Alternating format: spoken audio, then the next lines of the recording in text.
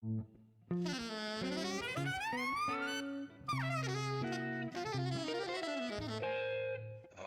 Jazz.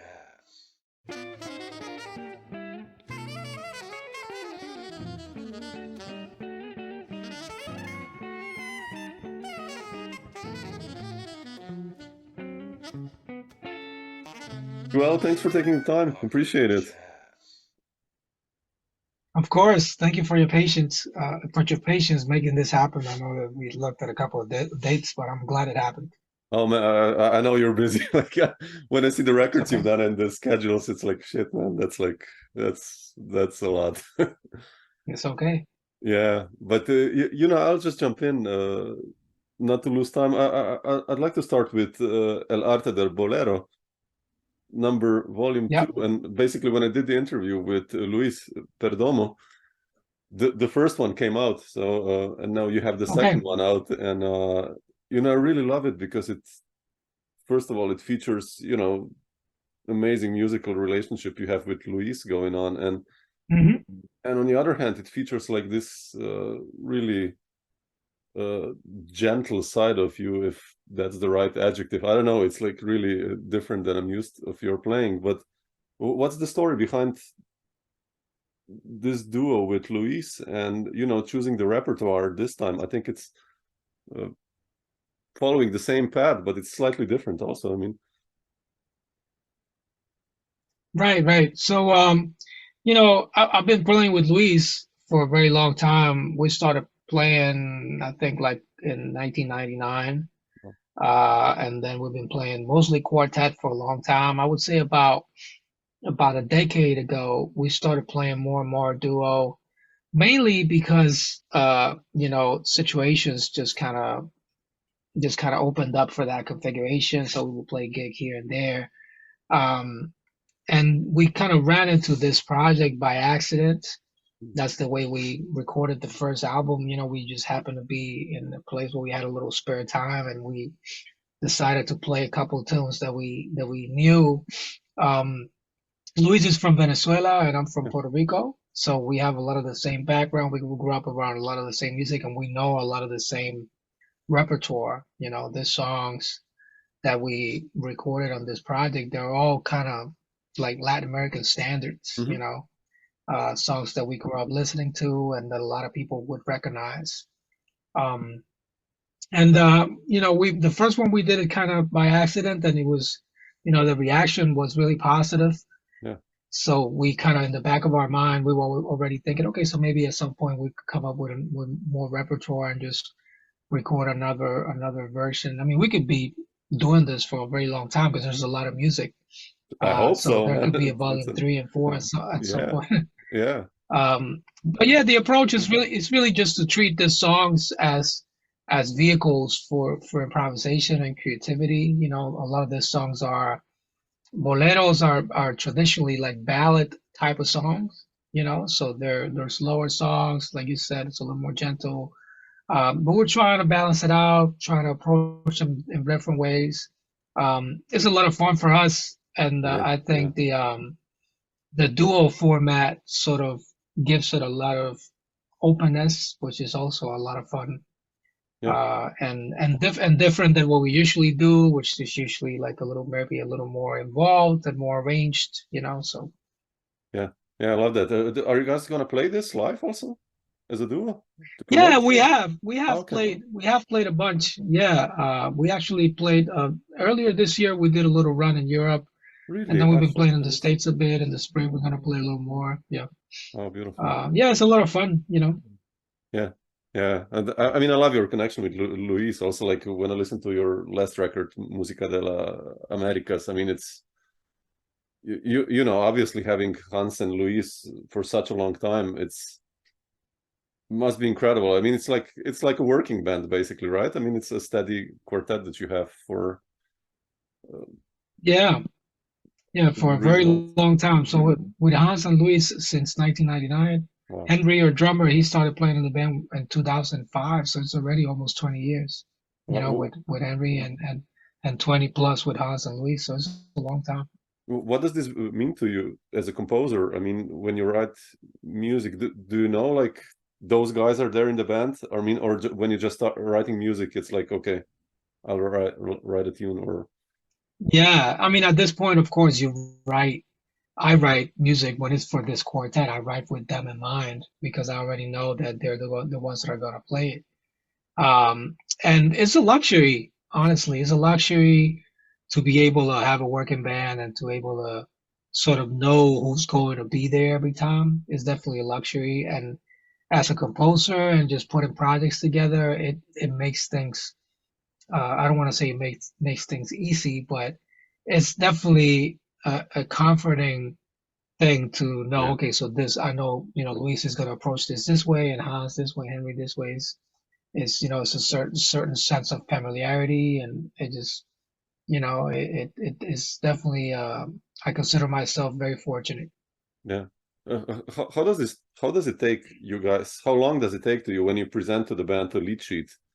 Because your music is like, like from looking forward already. I mean, it's highly complex. It's gotten even more complex. Yes, yet it's like, it's so groovy, man. When I play this to my students or to someone, they're like, "Oh shit!" They don't even realize what's happening. That it's like 11 or 13 or whatever. But how quickly do you, when you present the lead sheets, do you get it together? I mean, Yeah, so usually the process is I work on the music on my own, and during my process, I always sort of put together like a mock, like an audio file, like a mock audio file okay. that folks can listen to for reference and practice to, and they're pretty specific. They have like drums and bass and all the chords and form and everything. Okay. Like basically the way the tune is going to work out.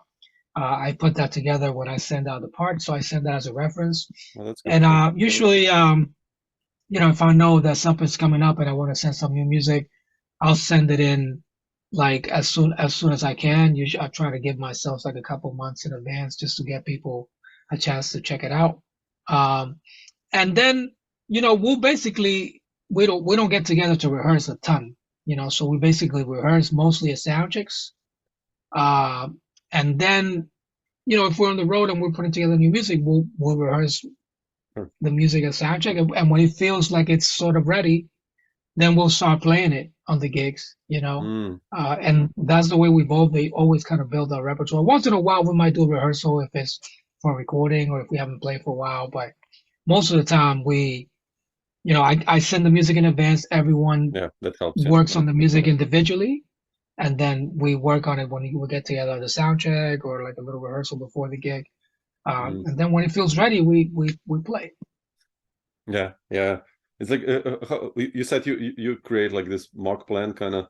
What's your process when writing? I mean, it obviously differs from tune to tune, but like, do you have like a regular sketchbook where you write things down? I mean, how do you start a tune, like with a rhythm, melody, or chords, or? Yeah. I mean, the order of events does change from tune to tune because sometimes you'll start with something more melodic or harmonic or rhythmic, or you think about form or something more conceptual. So it changes from tune to tune. I tend to have a process that sort of works out for me. So I sort of put together ideas and organize ideas in my head or in a notebook or in a notepad or something before starting to write. So I'll sort of like compilate little elements that I want to use. Oh, I know I like this bass line, or I like this drum groove, or I'm thinking about this series of layers, rhythmic layers, or something like that.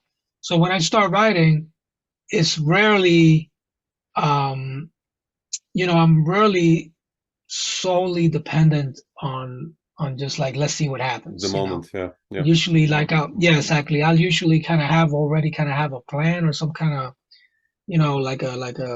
like a vision or a series of events that I want to see happen. And then when I sit at the piano, which is what I usually do, just sit at the piano or use the computer for notation software.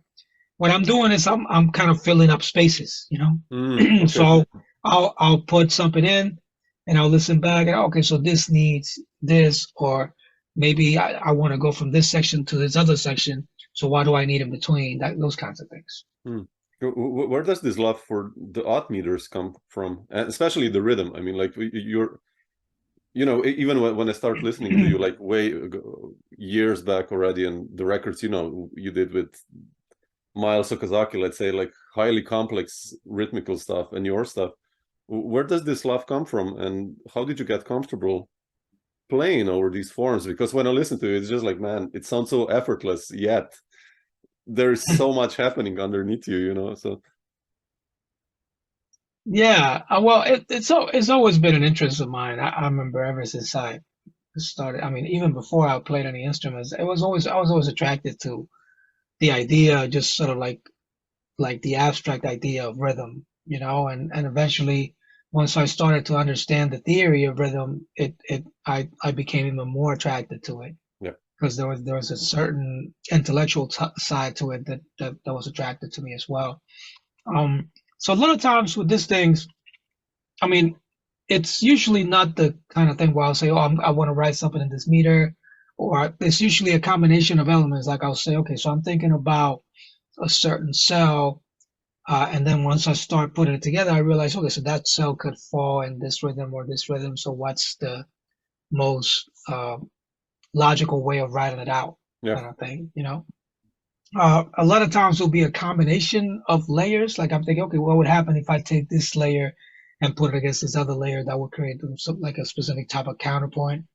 And a lot of the things that I'm interested in rhythm have to do with like dealing in different rhythmic dimensions. So like something that could exist, for example, in 7 and 5 at the same time, and yeah, how that would sound. And then yeah, you go to the 7 for a while and to the 5 for a while, that kind of thing.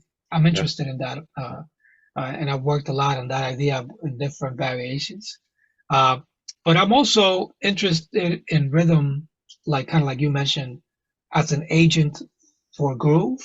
yeah, So ultimately, what I wanted to feel like it's grooving. Like it has a drive and something that you can kind of feel, even if it's something complex.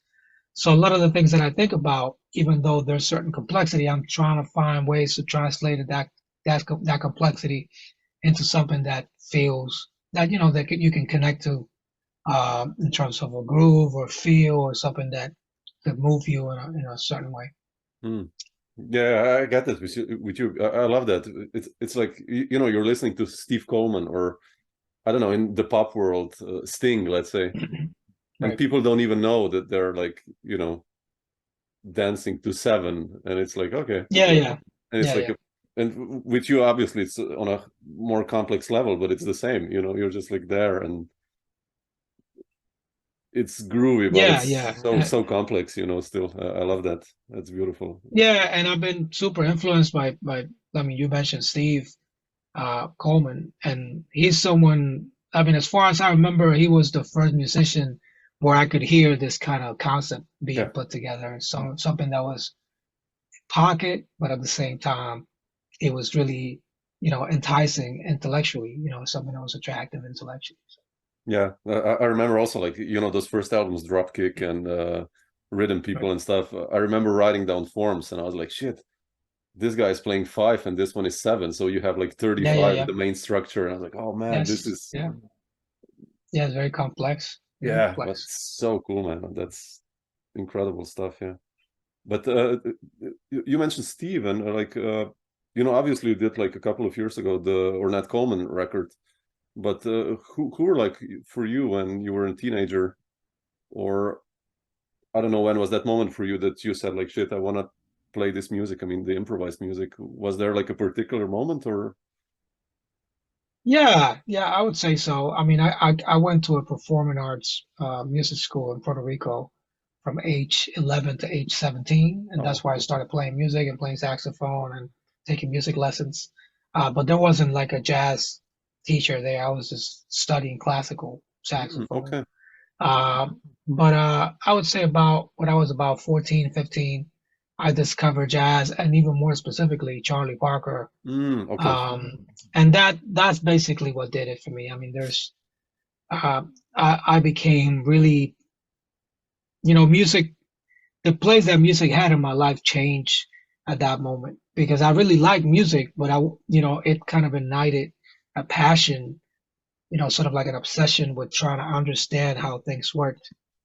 And jazz opened that door for me, and people like Charlie Parker, or later on other saxophonists like Hannibal or John Coltrane, Sonny Rollins, etc. And then eventually discovering a lot of the modern saxophonists, like people like Kenny Garrett or Steve Coleman or Greg Osby, or some of the tenor players like Branford Marsalis or Joe Lovano. I mean, there's so many greats in our time, but I would say that first door was opened by Charlie Parker, who's still sort of I consider him to be my main inspiration and influence as a saxophonist. Did you then start transcribing him as well when you were like 16 or 15 or? Yeah, so it took me a while because I didn't really know what's happening, right? I didn't really know what I needed to do because I didn't really have anyone to tell me. So it was like me and a couple of friends listening to the music, trying to get it by ear, trying to figure out what they were doing.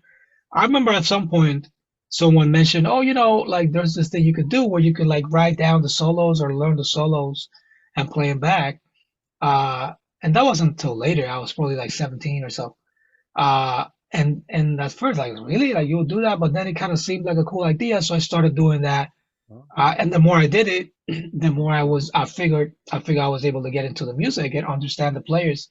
So it became a really big part of my process, transcription, which I still do to this day. Wow. Really? Oh, wow. Just trying to understand the players and the language. And eventually, once I got to college and I had someone to actually break down harmony and things like that, everything started making sense. College, you went to Berkeley, right? I did. Yeah, I went to Berkeley for my undergrad and then Manhattan School of Music for my master's. Yeah. How did you decide to go to Berkeley? I mean, and what was that? I mean, because your generation of players, it's amazing, man.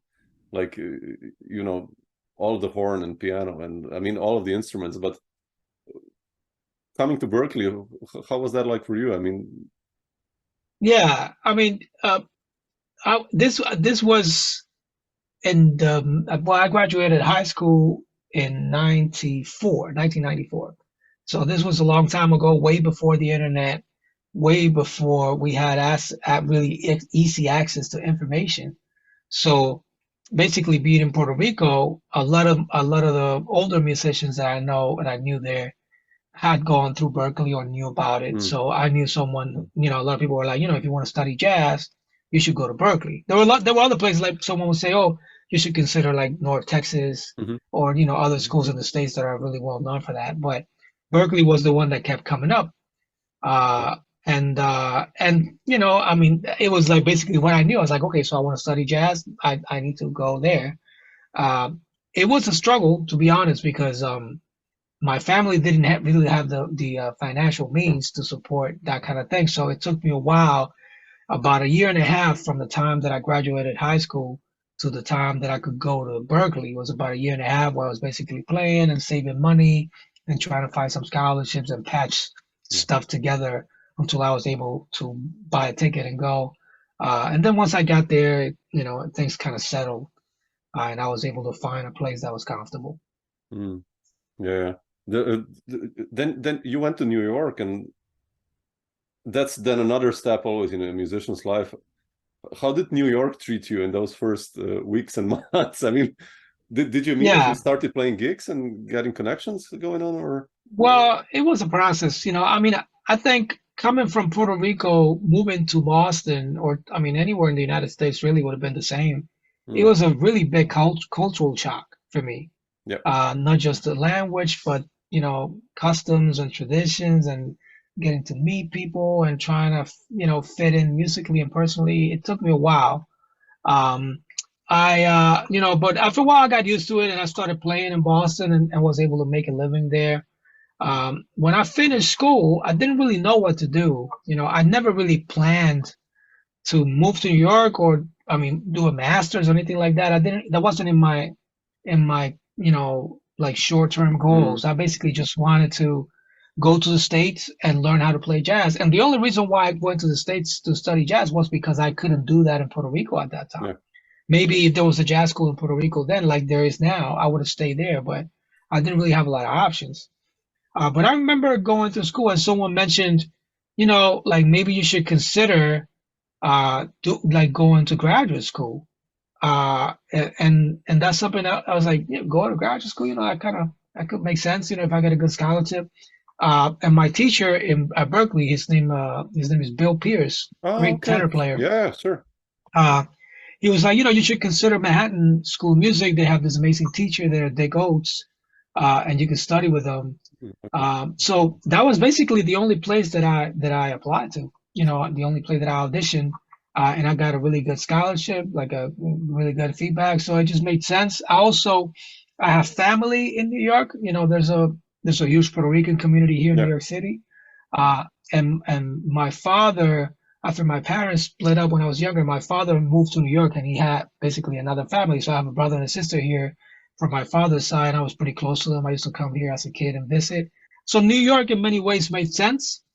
And I figure I would go, try to get a master, meet some people, and it, like anything, New York is a big place. Like everything Yeah. is fast and really aggressive. It took me a little while to get used to it, but after a while, it just started feeling good because first of all, I was surrounded by, not only at school but in the community in general. I was surrounded by a lot of people like me, very hungry to learn, very hungry to get better, just hungry to make music. And also I was able to like see my heroes, like, basically Yeah. at a constant pace. I was able to go out every night and see all of my heroes, playing in front of me, meet them, take lessons with them. So it seemed like the right move. And after a while, just like in Boston, things started selling. I started getting a little more work to Yeah. play and everything, and eventually, started to get a little more comfortable in the city and professionally in the scene. I mean, it took a little while. I mean, any kind of shift like that, especially a place like New York, which is so large and there's so many things happening, it takes a while. But I consider myself fortunate that I was able to run into the right people at the right time, and I had a lot of people who helped me out and mentored me, uh, and it turned into a really positive experience. And now I've been in New York, like, I don't know, I've been in New York like 25 years. Wow. Yeah. Amazing, right? Yeah. Like, Yeah. how important was Danilo Perez? Like, was he one of the first players you started to play with? I mean, or Yeah, of course. Yeah, Danilo was without a doubt my most important mentor while I was in Boston. When I grew up in Puerto Rico, like I was saying, I was interested in jazz, but I didn't really have, all I had was like recordings and things like that. But basically, I had two references. One was Danilo Perez, and one was okay. David Sanchez, the tenor player from Yeah. Puerto Rico. And the reason for that, besides them being amazing players, I felt like they represented something that I connected to, Yeah. musically, but also in terms of their achievements. They were young people who were very connected to their culture and the roots, but at the same time, they're also trying to be jazz players. And I really looked up to them for that. And I remember moving to Boston, and I knew that Danilo was playing in Boston, so I basically sought him out almost immediately. I mean, I'm naturally a very shy person, but I kind of went out of my way to go up and say, listen, I'm such a big fan, and I would love to maybe get together at some point and talk about music. And he was immediately, he treated me like a younger brother. I'll go to his place all the time. We'll practice. He would, play and show me things. And through Danilo, I later also met David, Okay. who Like became that. Yeah. who became my mentor when I moved to New York, because David was based in New York at the time. So between the two of them, I felt like they opened a lot of doors and sort of created an environment for me to be able to grow and just get better and grow as a musician. Yeah. Yeah. I love your connection with David. I mean, like those records, Coral and Travesia and Melaza, like that's just the two horns. You two, like it's like beautiful what you guys did, like those earlier. Yeah, it was really a lot of fun to be involved in those projects. And I have to say, David was very welcoming and very open to the idea of bringing me into the band when he really didn't need to do that at the time. You know, he kind of took went out of his way to open the door for me, and I'm very, forever grateful. And of course, he's one of my closest friends, and Sure. Yeah. we still collaborate and do a lot of stuff together. Yeah. Like how did looking forward, I mean, I mentioned it before, happened, your connection with Jordi, I mean, that record, and you becoming a band leader, did you immediately start leading groups in New York? Like no, really. I mean, I was so while I was going to school at Manhattan School, I started connecting with a lot of musicians. That's where I met Miles Okazaki, for example, Dan Wise. Okay. I met him at school. Okay. We went to school together, and I was also connecting with other musicians outside of school. And I was already playing a little bit with David's band. And through David's band, I met Hans, the bassist who was playing in David's band at the time. And Antonio Sanchez, the drummer, we went to school together at Berkeley. He's a little older than I am, but we were there kind of at the same time. So I kind of started putting together this sort of impromptu jam sessions where we just kind of play. And then I around that time, I started writing some music, like some ideas and putting together some ideas. So we would run the music at the rehearsals. And then at some point, it felt like we had enough music to play gigs. So I started looking for places to play. We started playing at some places in New York, like a place like the Jazz Gallery, which is still around, and other places. And we did that a few times. And after a while, we started getting more gigs and playing more. And it just felt like we had enough for a record, but I didn't really know how to approach it. I mean, it had, like I said, it had never really been in my radar, this idea of like, I want to make records and be a leader, that kind of thing. I basically just wanted to play. I wanted to play with my heroes, and I wanted to be involved with the people that I admired. But around that time, Jordi was recording a lot of younger musicians who were based in New York, people like Brad Meldau, Kurt Russellwinkle, Mark Turner, Chris Chi, and many others. And I knew Chris pretty well because we were playing in a lot of bands together. So I asked him to put me in touch with Jordi to see if he'd be interested. And I sent him, some of the recordings from the gigs, and he was really into it. So that's kind of how it happened. It was very kind of like matter of fact. We went into the studio. We had some guests. I mean, I put the whole thing together over time. I think of that record, and I think about a record that really represents the first, 20 plus years of my life, because the first record that you make is always going to be the most eclectic, exactly. It's going to be all over the place because you're like trying to capture a lot of things. But the experience was, I learned a lot from the experience, and I enjoyed the fact that I was able to document music that I have been working on for a very long time. And then, that opened the door to other things and making more records and et cetera. I love that record. I still have it on CD. I used to buy all the Fresh Sound records, Fresh New Talent, and I mean, I did two. They put out a lot of good records. That's amazing, man. Like I did 2 records on Fresh Sound as well, like in the mid 2000s. Okay. And they had like on the CD like other CDs that are released, and I just checked out those, and I was like, shit, man, this like everyone who was in New York back then did a record on Fresh Sound. It's just like yeah. I mean, if you think about it, many of the artists who are now, making records and doing things for big labels, like someone like Robert Glasper or Ambrose or, Walter Smith. A lot of people, their first records were Fresh Sound. They were really at the time one of the few labels who made a point on taking chances on younger musicians. So they provided a platform that I think was really important. Yeah, it's like Crisscross, Jerry. I mean, Deacon's kind of the exactly. same idea, very right? similar. Yeah, very similar. Very similar. Yeah. How did you, Miguel, do the connection with Charlie Haden? Because it was around that time also, and playing with him, obviously. I mean, that must have been like crazy. Yeah, it was literally a dream come true for me. He had always been one of my heroes, and I mean, the connection to that is sort of similar to a lot of the stories that I'm making, which is, you connect with someone and then that person puts you in touch with someone else. That's sort of the way it works in music in many ways. But the connection with Charlie came through Antonio Sanchez. So Antonio, when we started playing together with our band, around that time, he started playing with Pat Metheny. Oh yeah, exactly. So through Pat, of course, he had a little bit of a connection with Charlie.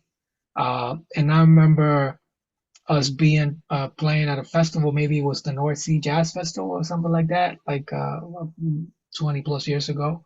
And Charlie was at the festival also.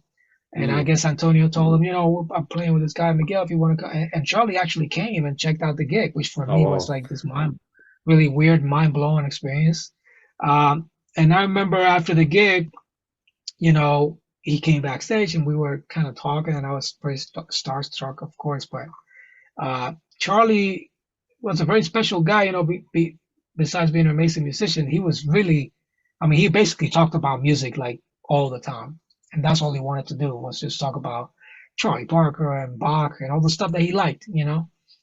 So we were talking about music and talking. And then at some point at the end of the conversation, he mentioned, you know, I'm trying to put this thing together. Basically, he was in the process of making this album with Gonzalo Rubalcaba, which was sort of like almost like a bolero kind of thing with a lot of Mexican composers. And he also wanted to reunite the Liberation Music Orchestra.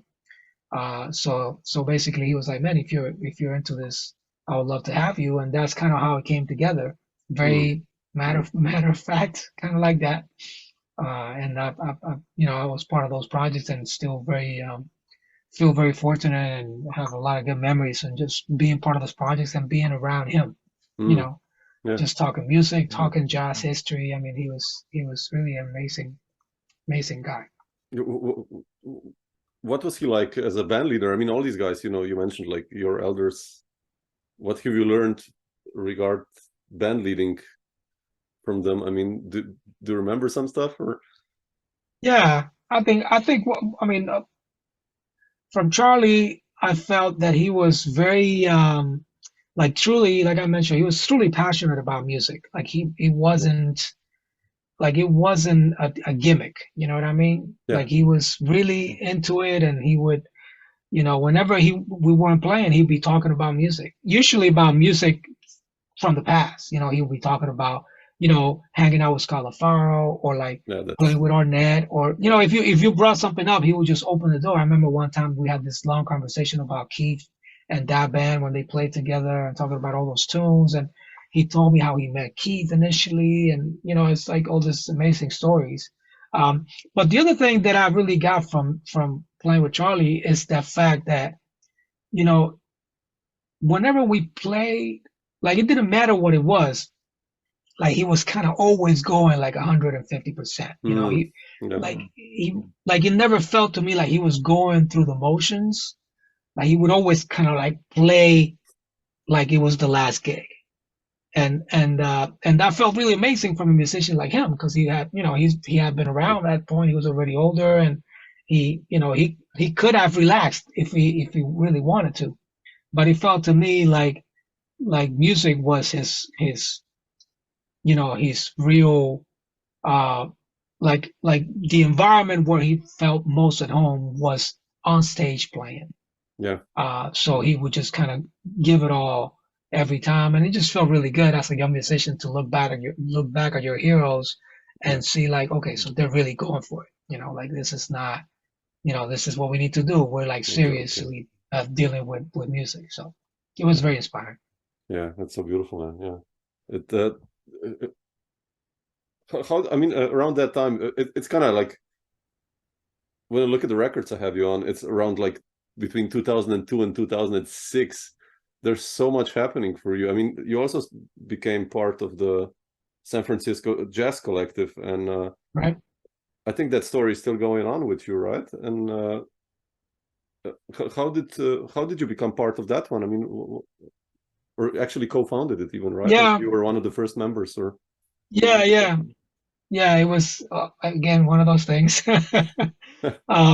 Just opportunities kind of like coming, you know. So I just got a random call one time. I was at a rehearsal, and I got a random call from a number that I didn't recognize, and it was a gentleman by the name of Randall Klein, who founded SF Jazz. He founded the organization, and he basically said, "Listen, I don't know if you remember me. I had played there like a couple months back before that or something with, I think, with David or someone else.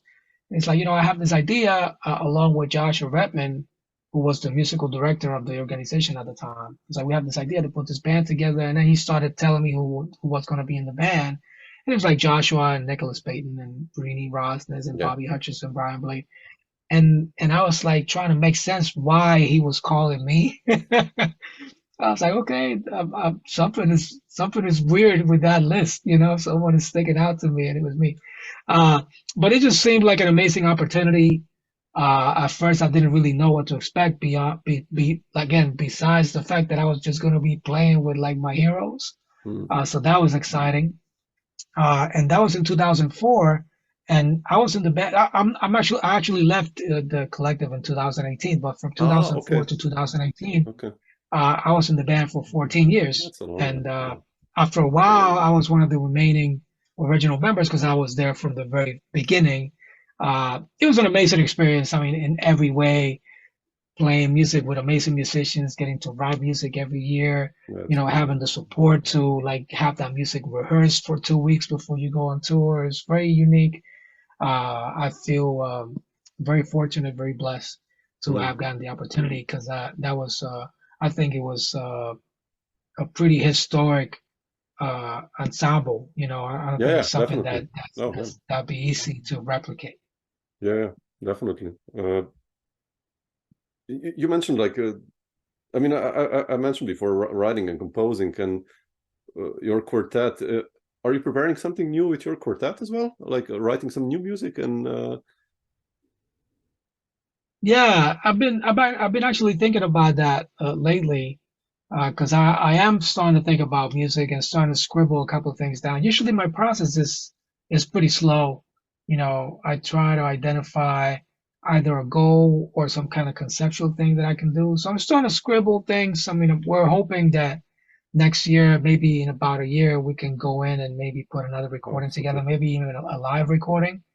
We're thinking about doing a live recording, which would be exciting. But I'm starting to think about it now, starting to come up with things that sort of make sense. It usually takes me a little bit but most definitely that's sort of where my head is now, compositionally trying to write music for the quartet. Okay.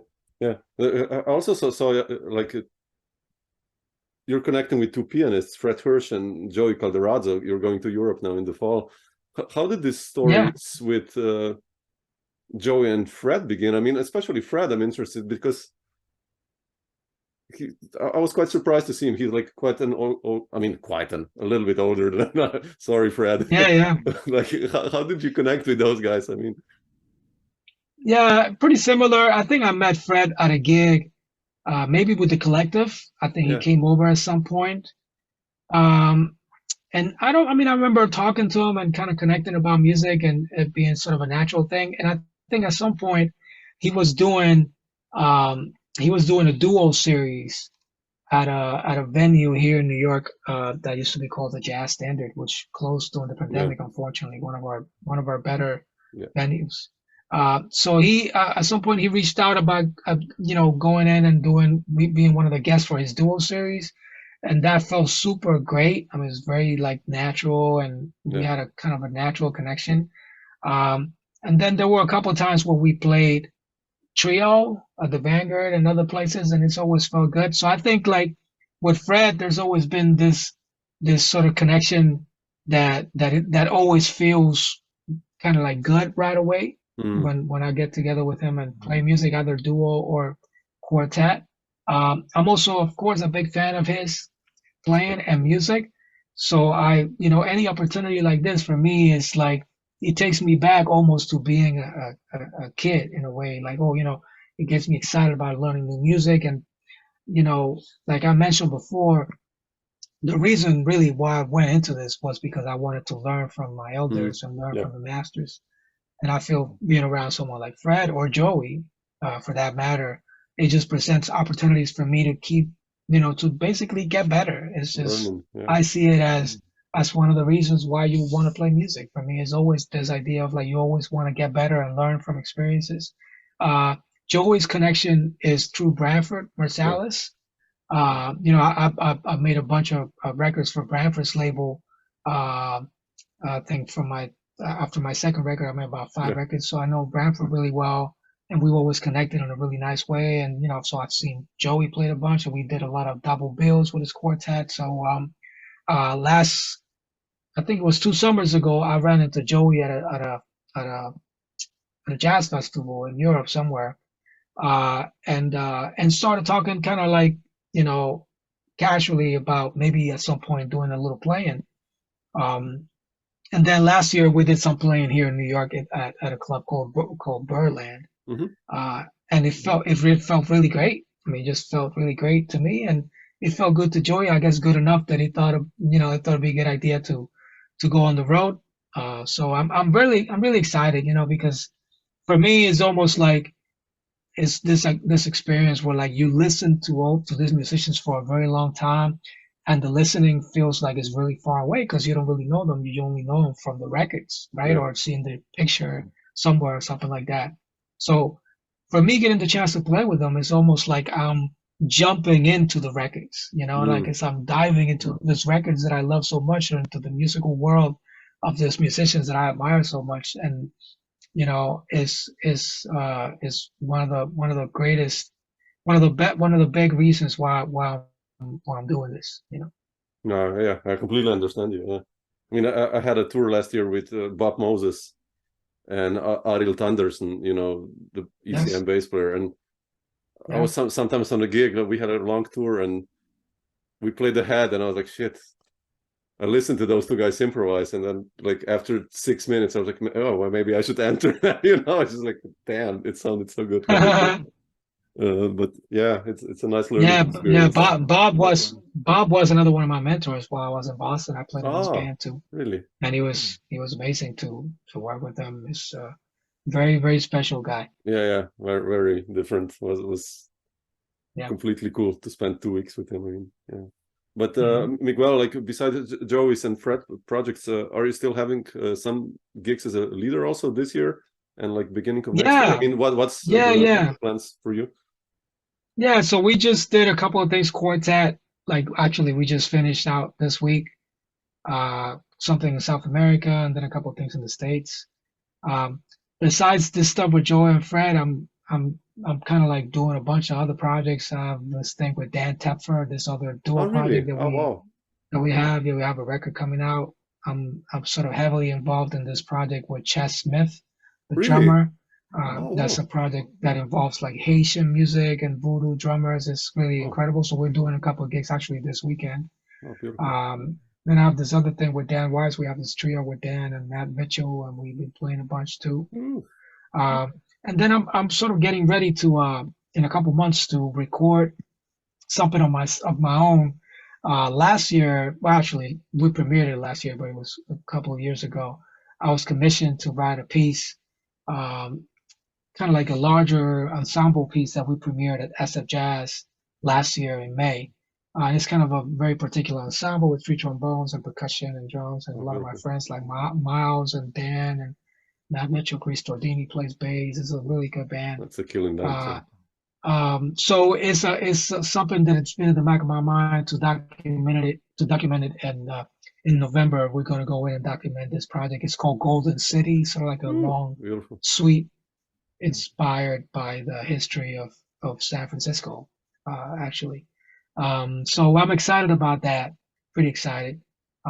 And then probably later this year and the beginning of this year, we'll start playing a lot more quartet and start kind of going on the road a little more. Wow, man, it's super exciting to hear all this new stuff, man. Beautiful. Hope to catch you in Europe. I mean, next year or soon, if you're close to Slovenia, I'll definitely. Yeah, you know, actually, we're gonna be there with Joey, I believe. Really, in Slovenia? Yeah, I'm trying to think. Okay. I think it's like maybe the last date of the tour, or second to last date, or something like that. I want to say it's like like second week of November, maybe something like that. Okay, I'll check the schedule also on Joey's website, and hopefully I'll catch you guys. So. Yeah. Cool. Miguel, thanks so much, man, for taking the time. I really appreciate it. And My pleasure, man. Thank you for doing this. A lot of fun speaking to you. I hope we can get to meet in person or see each other in person at some have point. a drink together and talk a little. So cool. I love to, man. Yeah, thank you, Samo. Thanks again, Miguel, and keep it up, man. It's incredible what you do. So thank you so very much. much. Thank you. Take care of yourself. You too.